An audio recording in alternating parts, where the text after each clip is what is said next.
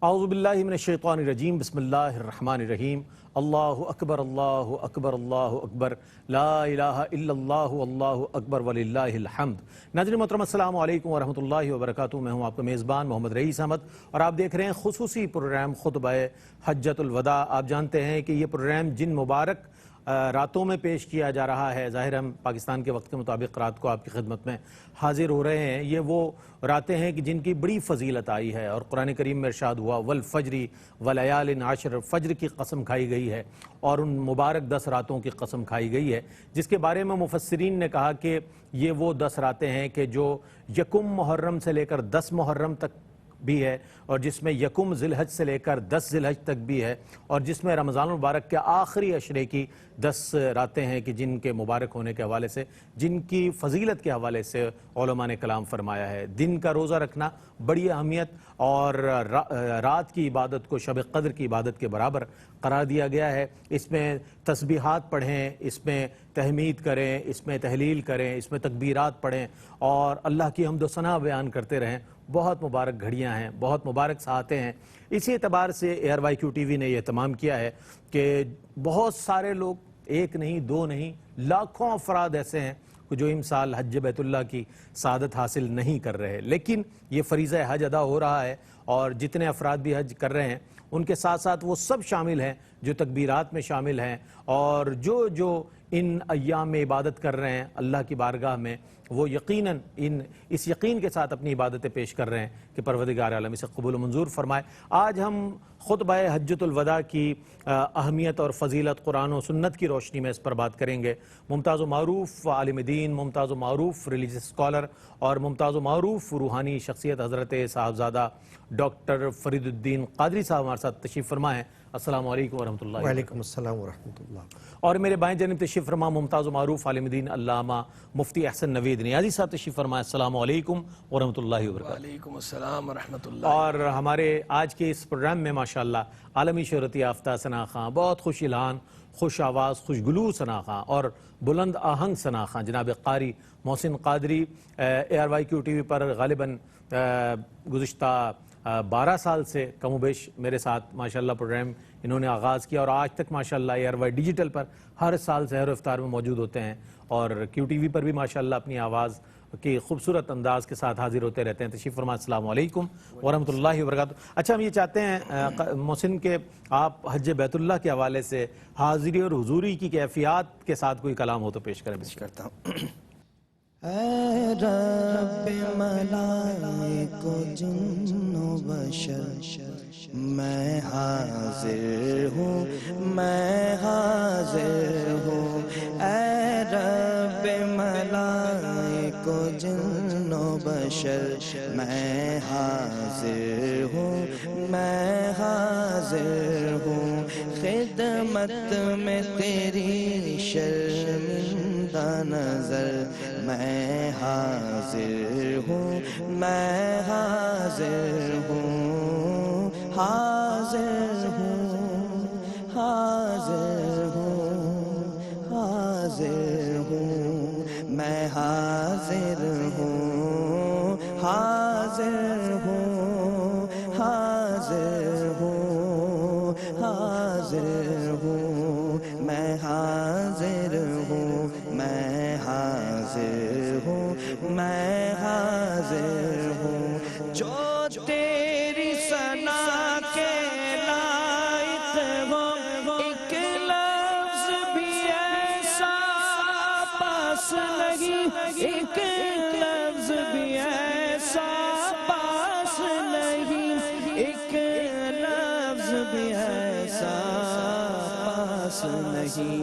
کیا تاب سخن، کیا عرض ہنر، میں حاضر ہوں، میں حاضر ہوں، حاضر ہوں، حاضر ہوں، حاضر ہوں، میں حاضر ہوں، میں حاضر ہوں، میں حاضر ہوں۔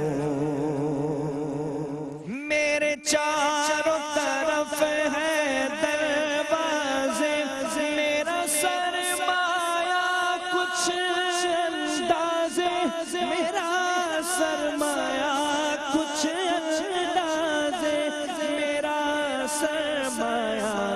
کچھ اندازے مجھ بے خبرے کو بخش خبر میں حاضر ہوں میں حاضر ہوں مجھ بے خبرے کو بخش خبر میں حاضر ہوں میں حاضر ہوں حاضر ہوں حاضر ہوں حاضر ہوں میں حاضر ہوں حاضر ہوں حاضر ہوں حاضر ہوں میں حاضر ہوں میں حاضر ہوں میں حاضر سبحان اللہ سبحان اللہ. یہ سمجھ لیجئے کہ تلبیہ جو ہے اس کا ترجمہ پیش ہو رہا تھا کہ لبیک اللہم لبیک لبیک لا شریک لک لبیک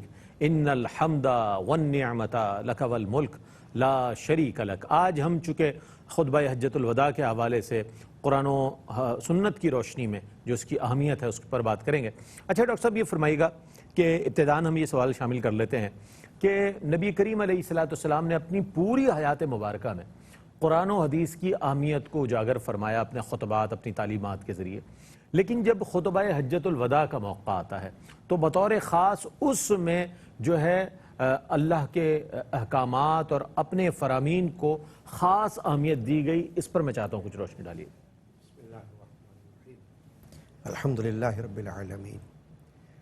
خطبہ حجۃ الوداع جو ہے وہ تاریخ اسلام کا ایک ایسا خطبہ ہے جس کی دھوم ہر طرف مچی ہوئی ہے اور اس کو انسانیت کا ایک بہت بڑا منشور قرار دیا گیا ہے، کیونکہ ایسا بے مثال خطبہ اور کہیں ہمیں نظر نہیں آتا. یہ جو بات آپ نے فرمائی کہ اگرچہ نبی اکرم صلی اللہ علیہ وآلہ وسلم نے حیات طیبہ میں قرآن و سنت ہی کی تبلیغ فرمائی ہے، لیکن خصوصی طور پر خطبہ حجۃ الوداع میں قرآن و سنت کے حوالے سے جو آپ نے زور دیا ہے وہ کیا ہے؟ دیکھیے، ایک ہے کہ انسان زندگی میں کہتا رہتا ہے، درس بھی دیتا رہتا ہے، تبلیغ بھی کرتا رہتا ہے، یہ تو سب اپنی جگہ ہوتا ہے، لیکن ایک فطری بات ہے کہ جب کوئی آخری وقت میں کوئی ایسی بات کرے جس کو آپ وصیت قرار دیں تو اس کی اہمیت بڑھ جاتی ہے. اور خطبہ حجۃ الوداع میں آپ دیکھیں کہ رسول اکرم صلی اللہ علیہ وآلہ وسلم نے یہ بھی ارشاد فرمایا کہ اے لوگو، ہو سکتا ہے کہ آئندہ میری اور تمہاری ملاقات ممکن نہ ہو. گویا کہ آپ نے اس طرح اشارہ فرما دیا کہ یہ میرا آخری خطبہ ہے اور یہ آخری ارشاد ہے، تو ہو سکتا ہے کہ پھر میں تم سے یہ کلام نہ کروں. تو اس حوالے سے اگر ہم خطبہ حجۃ الوداع پر ذرا نظر ڈالیں تو پتہ چلتا ہے کہ آپ نے جو کچھ قرآن و حدیث کا ایک نچوڑ وہاں پر پیش فرمایا، یعنی کہ جو کچھ قرآن حدیث کی تعلیمات ہیں ان کو چیدہ طور پر آپ نے فقہی حوالے سے جو اس میں باتیں موجود ہیں، عقائد کے حوالے سے جو باتیں موجود ہیں، معاشرتی مسائل کے حوالے سے جو باتیں موجود ہیں، ان کو آپ نے فردن الگ الگ بیان فرمایا. مثلا آپ نے ایک تو یہ بیان فرمایا کہ میں تم میں دو چیزیں چھوڑے جا رہا ہوں، کتاب اللہ اور سنت. اگر تم نے اس کو تھامے رکھا تو انشاءاللہ تم کبھی گمراہ نہیں ہوگے. پھر آپ نے یہ فرمایا کہ میں سود کو ختم کرتا ہوں، اور اس میں آپ نے سب سے پہلے اپنے ہی خاندان کے فرد حضرت عباس بن مطلب کا سود جو ہے وہ معاف کرنے کا اعلان فرمایا. بالکل. پھر آپ نے فرمایا کہ جاہلیت کے جو تمام قوانین تھے ان کو میں اپنے پیروں تلے رونتا ہوں، ان کو ختم کرتا ہوں. یہ وہ باتیں ہیں کہ اگر کوئی شخص عام طور پر، جیسے میں نے کہا کہ ساری زندگی کچھ بات کرتا رہتا ہو مگر آخری وقت تک کوئی بات کرتا ہے تو لوگ اس کو یہ کہتے ہیں کہ یہ انہوں نے آخری وقت یہ وصیت فرمائی تھی، اس کو یاد رکھتے ہو کہ بھئی یہ وصیت تھی ان کی. تو اس کو ہم یوں دیکھتے ہیں کہ نبی اکرم علیہ السلام نے بطور وصایا کے یہ باتیں مقرر فرما دی، یعنی دہرا دی کہ دیکھنا اس کا خیال رکھنا کہ ایسا نہ ہو کہ میرے جانے کے بعد، دنیا سے پردہ کر جانے کے بعد تم اختلاف کا شکار ہو کر ان بنیادی باتوں کو چھوڑ بیٹھو کہیں. مثلا آپ نے معاشرتی مسائل کا ذکر فرمایا، عورتوں بیویوں کے حوالے سے لوگوں کو اللہ سے ڈرایا کہ ان کا جو ہے احترام اور ان کا خیال رکھنا ہے، جو کھاؤ ان کو کھلاؤ، جو پہنو ان کو پہناؤ، غلاموں تک کا آپ نے بیان فرمایا، اور اس کے حوالے سے آپ نے دوسری جو باتیں اور بیان فرمائی ہیں ان سب کو اگر ہم مجموعی طور پر دیکھیں تو معلوم ہوتا ہے کہ خاص طور سے خطبہ حجۃ الوداع میں آپ کا یہ بیان فرمانا اس لیے تھا کہ اب یہ نبی اکرم علیہ الصلوۃ والسلام کی جو تقریر ہے، یہ جو بیان ہے، یہ پھر دوبارہ اس طرح سے نہیں ہوگا، لہٰذا جو لوگ اس وقت موجود ہیں، اور پھر آپ دیکھیں کہ مجمع جو اجتماع اس وقت وہ تھا تقریباً کہا جاتا ہے کہ 1,40,000 44,000، اور یہ بہت بڑا اجتماع تھا حضور اکرم علیہ الصلوۃ والسلام کی حیات طیبہ میں ایک جگہ جمع ہونے کا۔ تو اس وقت جو بات حضور اکرم علیہ الصلوۃ والسلام ارشاد فرما رہے ہیں اس کی اہمیت بہت بڑی ہو رہی تھی، اس لیے ہم اس روشنی میں اس نظر سے اگر اس کو دیکھیں تو اس کی بڑی اہمیت۔ بہت عمدہ انداز میں خطبہ حجۃ الوداع کے جو مضامین ہیں اس کے حوالے سے بھی آپ نے روشنی ڈالی، اور مسلمانوں کے جان و مال کی حرمت کے حوالے سے، سود کے حوالے سے، اس کی مذمت کے حوالے سے، لباس کے حوالے سے، جس طرح خواتین کے یعنی کہ بیویوں کے حقوق ہیں ازواج کے، اور پھر خادموں کے، غلاموں کے حقوق، سرکار علیہ عدل کے حوالے سے بہت ساری ایسے اس میں مضامین مل جاتے ہیں کہ جس کو اگر احاطہ کیا جائے تو ایک بہت طویل وقت چاہیے اس کو احاطہ کرنے کے لیے۔ ایک مختصر سا وقفہ ہے، وقفے کے بعد لوٹیں گے انشاءاللہ تو مزید سوالات کو شامل کریں گے، آپ ہمارے ساتھ رہیے۔ ناظرین آپ کا خیر مقدم ہے، خطبہ حجۃ الوداع کے عنوان سے ہم آپ کی خدمت میں حاضر ہیں۔ صاحبزادہ ڈاکٹر فرید الدین قادری صاحب نے بہت عمدہ انداز میں جواب عنایت فرمایا۔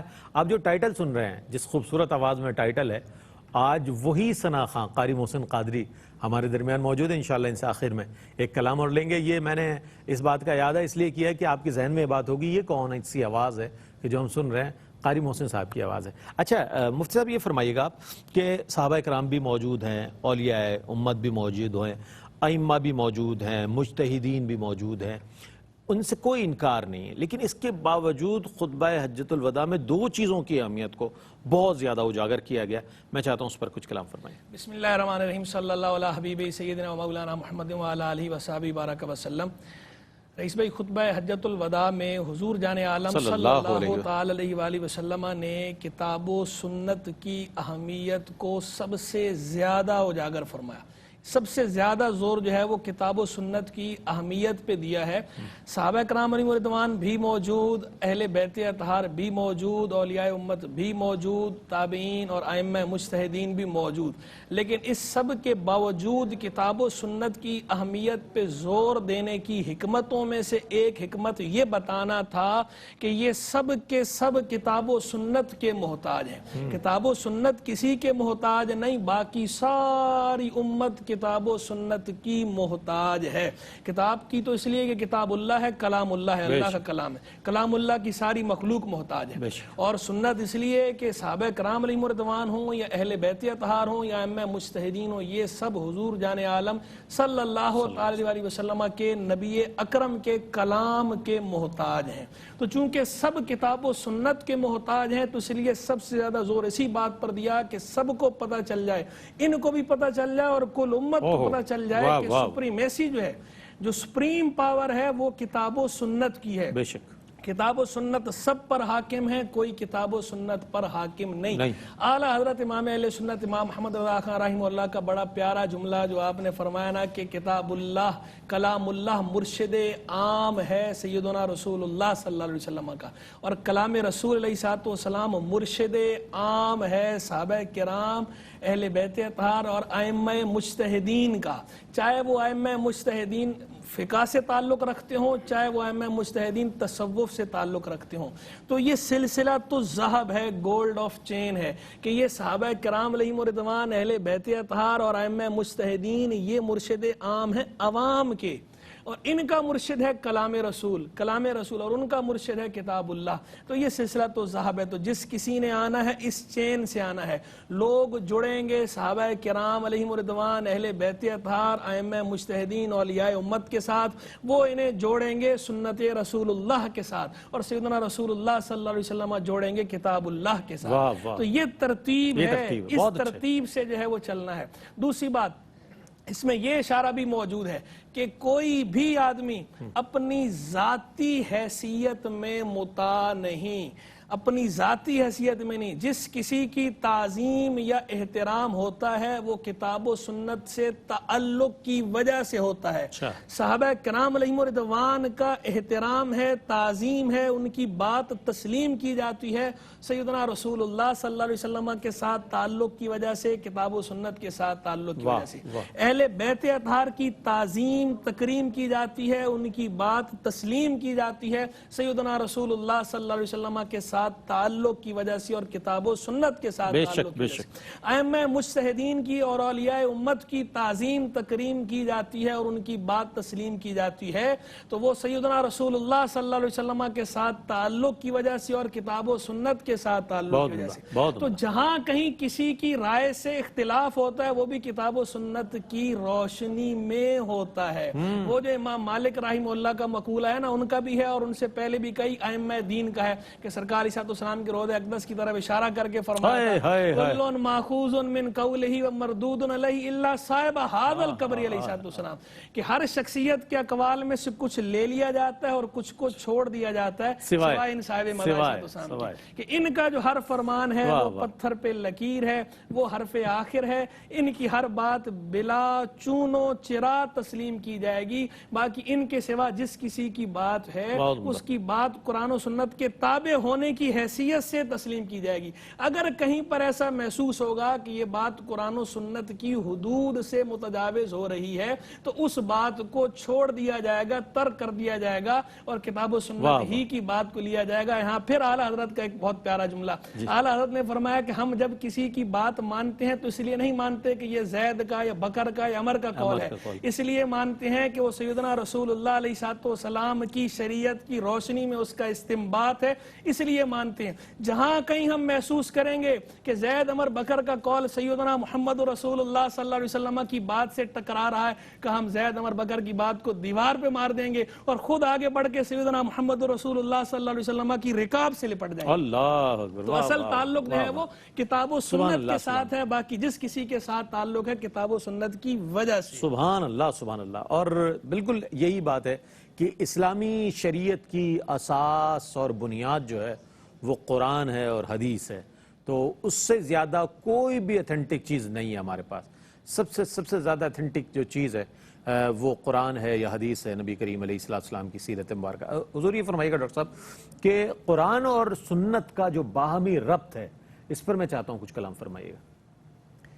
قرآن و سنت کے ربط کو سمجھنے کے لیے اگر ہم باری تعالی اور سرکار دو عالم صلی اللہ علیہ وسلم کے درمیان جو ایک تعلق ہے قرب کا، اور ایک طرف الوہیت کا، ایک طرف رسالت کا جو ایک ربط ہے، اس کو اگر ہم دیکھ لیں تو ہمیں پھر کتاب و سنت کا ربط بھی سمجھ میں آ جائے گا۔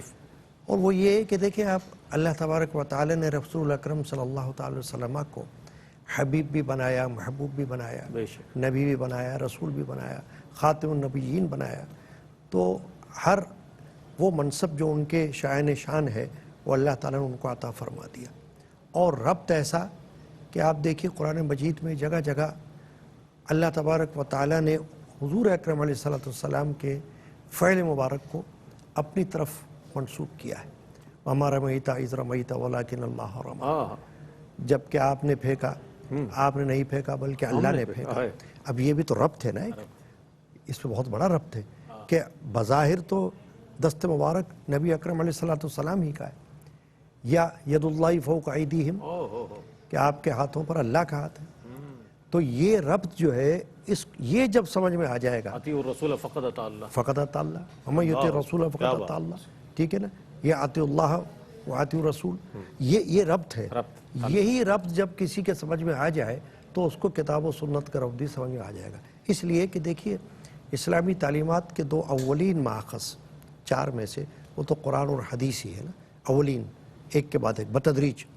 اب قرآن اور حدیث یہ دونوں ایسے ماخذ ہیں کہ بہت سارے قوانین ہم کو قرآن سے تو ملتے ہی ہیں، لیکن ان کی تفصیلات ہم کو حدیث میں ملتی ہیں اور سنت مبارکہ سے ملتی ہیں، تشریح کے طور پر، تفسیر کے طور پر، معنی و مطالب کے طور پر۔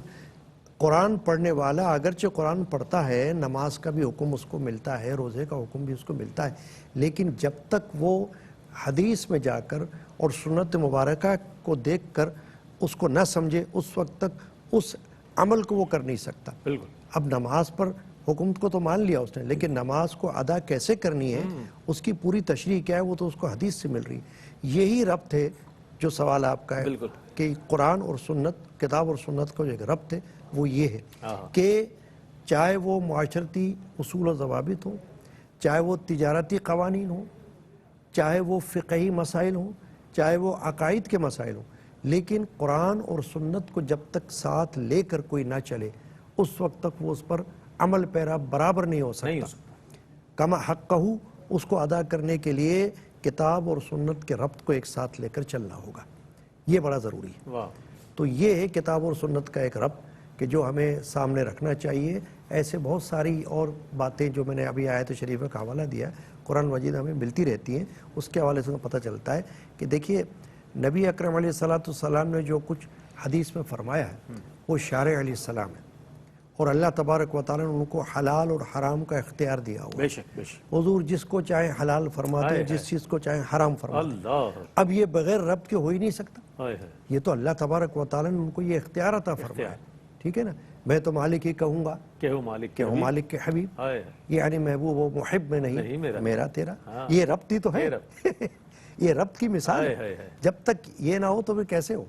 تو ہمارے بزرگان دین نے تو ہمیں اپنے اپنے اشعار کی صورت میں بھی یہ بتا دیا ہے کہ کتاب اور سنت کے رابطے کو ساتھ لے کر چلنا ہے اور اس کو سمجھنا ہے. بہت عمدہ، بہت عمدہ. یہی ربط ہے، اور قرآن بھی بتا رہا ہے، حضور علیہ السلام کے تصرفات بتا رہے ہیں، حضور کے معجزات بتا رہے ہیں کہ اللہ رب کریم کی بارگاہ میں جو آپ کو قرب اور جو مقام محبوبیت ہے اور جو آپ کو مقام محمود عطا کیا گیا ہے وہ کیا مقام ہے اور کیا آپ کی عظمت ہے، منزلت ہے. اس حوالے سے مزید بات کریں گے. ایک مختصر سا وقفہ ہے، وقفے کے بعد لوٹتے ہیں. مجھے امید ہے آپ کا اور ہمارا ساتھ رہے گا. ناظرین، آپ کا خیر مقدم ہے. خطبہ حجۃ الوداع کے عنوان سے ہم آپ کی خدمت میں حاضر ہیں، اور قرآن و سنت کی روشنی میں اس کی جو اہمیت ہے اس پر آج کلام ہو رہا ہے. بہت ہی اچھے انداز میں دونوں اسکالرز نے ماشاءاللہ کلام فرمایا. اب ایک ایسا حضور علیہ السلام کا فرمان علی شان میں شامل کر رہا ہوں جس کو سن کر آپ بھی حیرت میں پڑ جائیں گے. آپ کے بھی سوالات کے بہت سارے دروا ہو جائیں گے آپ کے ذہن میں.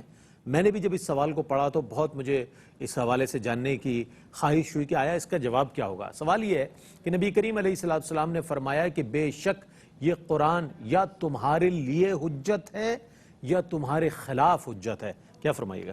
دیکھیں، یہ صحیح مسلم کی حدیث ہے. حضور جان عالم صلی اللہ تعالی علیہ وسلم کا فرمان ہے. اس حدیث مبارک ویسے تو پورے ایک پیراگراف پر مشتمل ہے، یہ اس کا ایک جملہ ہے، ایک سینٹنس ہے. والقرآن حجت لک او علیک، کہ اور قرآن تمہارے حق میں حجت ہے یا تمہارے خلاف حجت ہے. حجت کا معنی ہوتا ہے دلیل، یعنی قرآن یا تو تمہارے حق میں دلیل بن جائے گا یا تمہارے خلاف دلیل بن جائے گا. اچھا، یہ دلیل کہاں بنے گا؟ اس دنیا میں یا آخرت میں؟ تو اس سوال کا جواب یہ ہے کہ یہ آخرت میں بنے گا. یعنی یہ قرآن دلیل تو ہے، آخرت میں یہ دلیل کے طور پر پیش ہوگا، یا تمہارے حق میں دلیل کے طور پر پیش ہوگا یا تمہارے خلاف دلیل کے طور پر پیش ہوگا. حق میں کیسے پیش ہوگا اور خلاف کیسے پیش ہوگا؟ حق میں پیش ہونے کا مطلب یہ ہے، حق میں دلیل بننے کا مطلب یہ ہے کہ جو آدمی اس قرآن مجید فرقان حمید کے حقوق ادا کرے. ہر مسلمان پہ کلام اللہ کے حقوق ہیں جس کا جاننا ضروری ہے. جس طرح دیگر مخلوق کے حقوق ہیں، دیگر لوگوں کے حقوق ہیں، تو کلام اللہ تو غیر مخلوق ہے. اللہ کا بھی بندے پہ حق ہے، اللہ کے کلام کا بھی حق ہے. اچھا، بعض نے اس پر بھی کلام کیا ہے کہ قرآن بھی مخلوق ہے. قرآن تو خیر قرآن بمانا کلام اللہ یہ غیر مخلوق ہے. یہ ہمارا عقیدہ ہے کہ قرآن کو جو ہے وہ مخلوق ماننا یہ درست نہیں، بلکہ اس کو جو ہے وہ بہت سے متکلمین نے کفر قرار دیا. بعض نے گمراہی قرار دیا اور بعض نے کفر قرار دیا.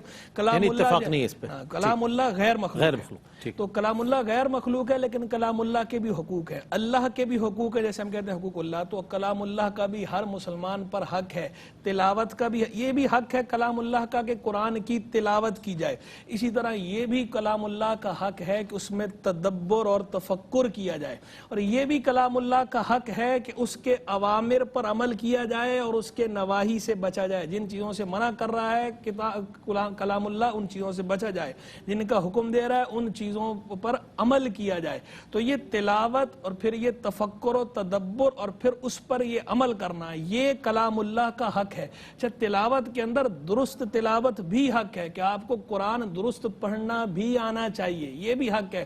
یہ نہیں کہ آپ نے انگلش تو سیکھ لی، آپ نے سائنس تو سیکھ لی، دنیا جہان کے فنون اور علوم تو آپ نے سیکھ لیے، لیکن جو رب کا کلام ہے، کتاب اللہ ہے، اس کو آپ نے نہیں سیکھا۔ تو یہ اس کا بنیادی حق تھا کہ آپ اس کو درست طریقے سے پڑھتے، پھر اس پہ تفکر اور تدبر کرتے، پھر اس پہ عمل کرتے۔ تو جو آدمی قرآن کی کما حقہ تلاوت کرے گا، تفکر و تدبر کرے گا، اس کے اوامر پر عمل کرے گا، نواہی سے بچے گا، تو قرآن اس کے حق میں دلیل ہے۔ ایک دوسری جگہ حدیث میں فرمایا بِقْرَأُ الْقُرْآنَ فَإِنَّهُ يَأْتِي يَوْمَ الْقِيَامَةِ شَفِيعًا لِأَصْحَابِهِ، قرآن کو پڑھو کہ یہ بروز قیامت اپنے صاحب کے حق میں، اپنے پڑھنے والے کے حق میں، اپنے عمل کرنے والے کے حق میں شفاعت والا بن کر آئے گا، شافع بن کر آئے گا۔ تو اور جو قرآن مجید فرقان حمید کی درست تلاوت نہیں کرے گا، یا قرآن مجید فرقان حمید میں تفکر اور تدبر نہیں کرے گا، یا قرآن مجید فرقان حمید کے اوامر پہ عمل نہیں کرے گا، نواہی سے بچے گا نہیں، تو اس کے خلاف حجت ہوگا۔ تو اس لیے ہمیں غور کرنا چاہیے، بہت اچھی بات، اور کلام اللہ کی تلاوت بھی کرنی چاہیے، تفکر و تدبر بھی کرنا چاہیے، اور اس کے تقاضوں پر عمل بھی کرنا چاہیے، اس کے حقوق کو ادا کرنے کی پوری کوشش کرنی چاہیے، تاکہ یہ ہمارے حق میں حجت بنے۔ ہمارے حق میں، اور یہی جیسے قرآن شفیع بھی ہے، شفاعت بھی کرے گا، قرآن شفا بھی ہے، اور قرآن مومنین کے لیے رحمت بھی ہے۔ قرآن کے بہت فضائل ہیں، اور جس طرح مفتی صاحب نے فرمایا وقت طلب ظاہر سوالات ہیں، لیکن چونکہ ایک محدود وقت کے لیے، ایک مقررہ وقت میں ہمیں اس پروگرام کو ترتیب دینا ہوتا ہے۔ اچھا ڈاکٹر صاحب، قرآن و حدیث جو ہے اس کی آئینی اور مذہبی حیثیت امت مسلمہ کے لیے جو ہے، میں چاہتا ہوں اس پر کچھ کلمات۔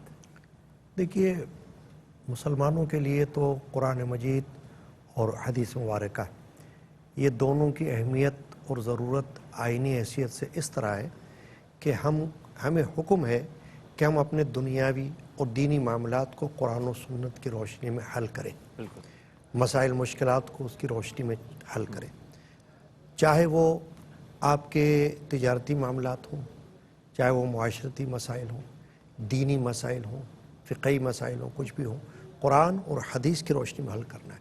تو آئین اس لیے ہے کہ کوئی قانون، جیسے کہ ہمارے ملک میں ہم یہ جانتے ہیں اور کہا جاتا ہے کہ اسلامی مملکت ہے، اس میں کوئی قانون قرآن و سنت کے مخالف نہیں بن سکتا ہے، یا اس کے اگینسٹ نہیں ہو سکتا ہے۔ تو اس لیے نہیں ہو سکتا ہے کہ ہمارے لیے، یعنی مسلمان کے لیے، مسلم قوم کے لیے، قرآن اور حدیث ان دونوں کی حیثیت ایسی ہے کہ وہ ایک آئین ہے، ایک منشور ہے، جو اللہ تبارک و تعالیٰ نے قرآن کی صورت میں دے دیا ہے، اور رسول کریم صلی اللہ علیہ وسلم نے حدیث کی صورت میں دے دیا ہے۔ بعض مسائل قرآن سے نکالے ہوئے ہیں، ان کو قرآن کی روشنی میں حل کرنا ہے، بعض وہ ہیں جو حدیث کی روشنی میں موجود ہے، اگرچہ تعلق ان کا قرآن سے ہوتا ہے لیکن وضاحت حدیث سے ہوتی ہے، تو ان کو حدیث کی روشنی میں حل کرنا پڑے گا۔ ہمارے بہت سارے مسائل جو ہے عقائد، وہ حدیث سے بھی جو ہے وہ مستنبت ہوئے ہیں، لہٰذا ہمیں ان کی روشنی میں بھی دیکھنا ہوگا۔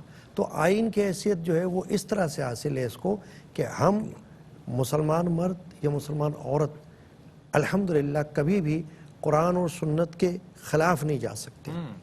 ہمیں تو اپنے معاملات کو حل کرنے کے لیے، اب مثال آپ دیتا ہوں کہ کہیں میاں بیوی کا جھگڑا ہو جائے تو قرآن نے ہم کو بتا دیا ہے کہ دونوں کی طرف سے حکم مقرر کیا جائے، بے شک، اور وہ دونوں غیر جانبدارانہ طور پر اگر مل کر اس مسئلے کو حل کرنے کی کوشش کریں گے تو اللہ تعالیٰ اس میں جو ہے وہ برکت عطا فرما دے گا۔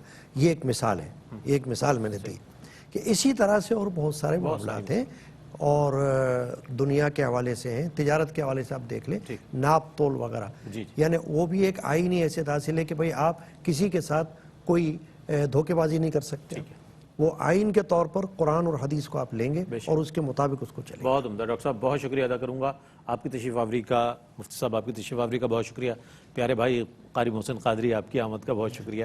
آپ کی آنکھوں میں ایک نیند دیکھ رہا ہوں میں، لیکن انشاءاللہ آپ نعت پڑھیں گے تو آپ کی آواز سے بہت سارے لوگ بیدار ہو جائیں گے۔ بہت خوبصورت آواز و انداز کے حامل ثنا خاں جناب قاری محسن قادری آخر میں کلام پیش کریں گے، نعت رسول مقبول۔ سارا عالم ایک طرف ہے، آپ کا رتبہ ایک طرف، سارا عالم ایک طرف ہے، آپ کا رتبہ ایک طرف، سارے ایواں ایک طرف ہیں، گنبد خضرا ایک طرف، سارے ایواں ایک طرف ہیں، گنبد خضرا ایک طرف، ایک جانب تاریخ کھڑی ہے لفظوں کا انبار لیے، ایک جانب تاریخ کھڑی ہے لفظوں کا انبار لیے، لیکن آپ کا سچا سیدھا آخری خطبہ ایک طرف، لیکن آپ کا سچا سیدھا آخری خطبہ ایک طرف۔ آخری خطبے کے حوالے سے انشاءاللہ یہ سلسلہ کلام جاری و ساری رہے گا۔ روزانہ رات 8 بجے سے 9 بجے تک ہم آپ کی خدمت میں 9 ذی الحجہ تک انشاءاللہ حاضر رہیں گے۔ 10 کو انشاءاللہ گرینڈ ٹرانسمیشن ہوگی، بڑی ٹرانسمیشن ہوگی، جس میں آپ کا اور ہمارا ساتھ رہے گا۔ آخر میں نعت رسول مقبول صلی اللہ علیہ وآلہ وسلم، اور اس کے ساتھ ہی اپنے میزبان محمد رئیس احمد کو اجازت دیجیے۔ اللہ حافظ۔ نگاہ رحمت اٹھی ہوئی ہے، نگاہ رحمت اٹھی ہوئی ہے، وہ سب کی بگڑی بنا رہے ہیں، نگاہ رحمت اٹھی ہوئی ہے، نگاہ رحمت اٹھی ہوئی ہے، وہ سب کی بگڑی بنا رہے ہیں، کھلا ہوا ہے کریم کا در، بھرے خزانے لوٹا رہے ہیں، کھلا ہوا ہے کریم کا در، بھرے خزانے لوٹا رہے ہیں، کھلا ہوا ہے کریم کا در، نہ ان کے جیسا عظیم دیکھا، نہ ایسا درد یتیم دیکھا، نہ ان کے جیسا عظیم دیکھا، نہ ایسا درد یتیم دیکھا، زمانہ ٹھکرا رہا ہے جن کو، زمانہ ٹھکرا رہا ہے جن کو، انہیں وہ سینے لگا رہے ہیں، زمانہ ٹھکرا رہا ہے جن کو، انہیں وہ سینے لگا رہے ہیں، کھلا ہوا ہے کریم کا در، بھرے خزانے لوٹا رہے ہیں، بھرے خزانے لوٹا رہے ہیں، کھلا ہوا ہے کریم کا در، لبیک لبیک لبیک، لبیک کی صدائیں موسم یہ حاضری کا، رہ رہ کے ناپتے ہیں پیمانہ میرے جی کا، لبیک لبیک لبیک لبیک لبیک لبیک لبیک لبیک، فکر و نظر کی دولت دل کو متاع الفت، فکر و نظر کی دولت دل کو متاع الفت، سب کچھ دیا ہے اس